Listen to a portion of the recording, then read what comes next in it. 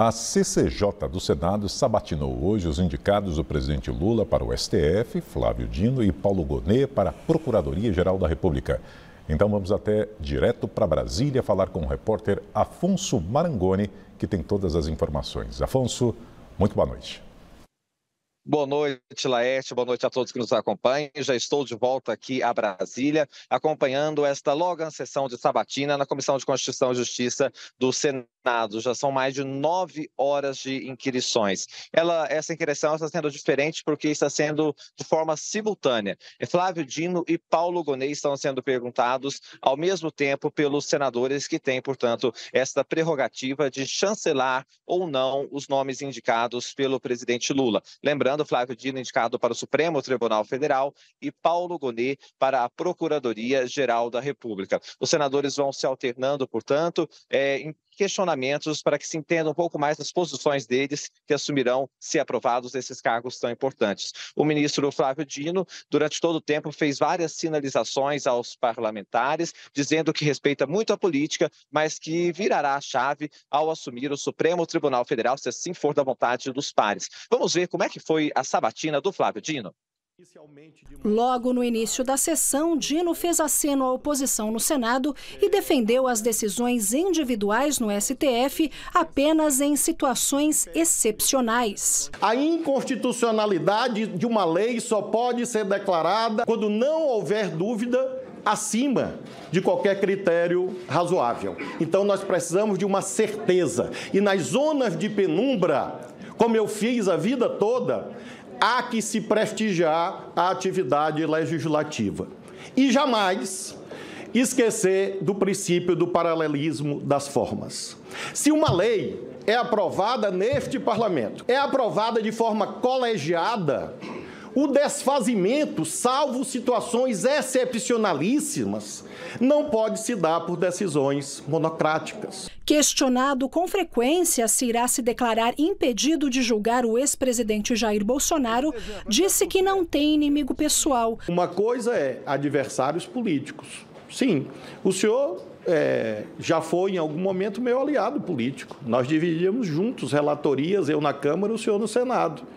Hoje, infelizmente, o senhor está em outro campo, mas eu não considero o senhor inimigo pessoal. Então, essa é a nuance que determina a posição jurídica futura. Sobre o aborto, Dino disse que o assunto deveria ser debatido pelo Congresso e não por decisão judicial. A oposição usou o tempo também para criticar a atuação de Dino no 8 de janeiro. Porque o discurso que Vossa Excelência faz, eu quero reiterar. Eu concordo com ele, com as premissas do que a Constituição aqui nos respalda. Mas a prática de Vossa Excelência como ministro da Justiça, recentemente, não vou adentrar no passado, mas como ministro da Justiça que precisa ser alguém que tem equilíbrio. Vossa Excelência, infelizmente, demonstrou o contrário.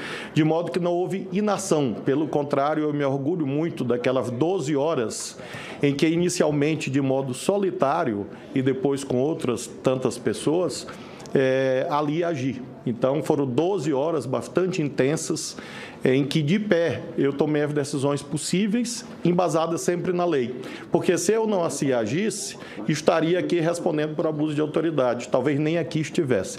Então, tudo que eu fiz foi de acordo com a lei, que é o parâmetro fundamental da atuação dos agentes públicos.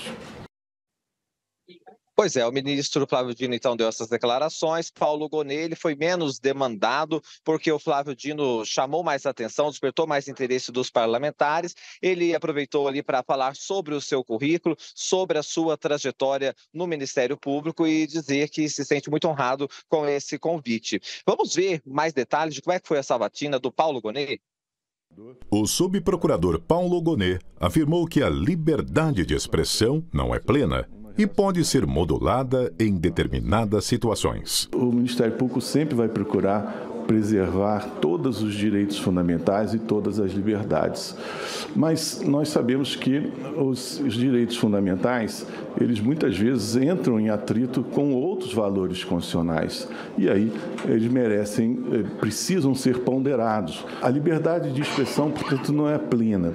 E a liberdade de expressão, ela pode e deve ser modulada de acordo com as circunstâncias. Tido de perfil conservador, ao ser pressionado pelo senador Fabiano Contarato, do PT, Gonê disse ser favorável à união homoafetiva. Acho que seria tremendamente injusto que duas pessoas que vivem em conjunto, que vivem juntas, que vivem como se fosse uma unidade familiar, não tivessem nenhum reconhecimento desse fato.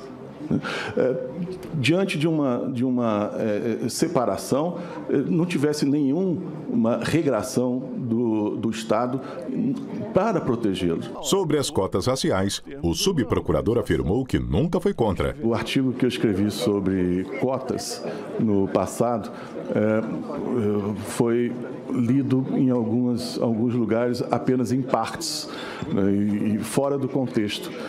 A descontextualização acabou atribuindo a mim sustentar ideias que realmente eu nunca expendi. Nunca disse que era contrário a cotas.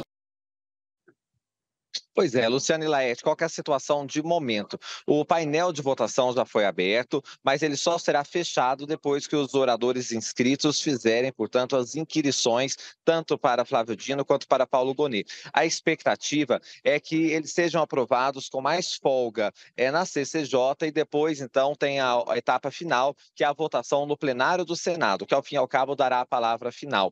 Aí, no plenário do Senado, o Paulo Gonê deve ter uma vantagem maior, não há muita controvérsia em relação ao nome dele, inclusive nomes da oposição estão favoráveis a Paulo Gonê na Procuradoria-Geral da República. Agora, no caso de Flávio Dino, há a expectativa de que ele tenha um pouco mais de aperto nos votos, os votos mais apertados aqui no plenário do Senado. Essa votação, que a depender do horário que se encerra a CCJ, pode acontecer ainda na data de hoje. A gente vai acompanhar tudo por aqui e agora voltamos ao estúdio.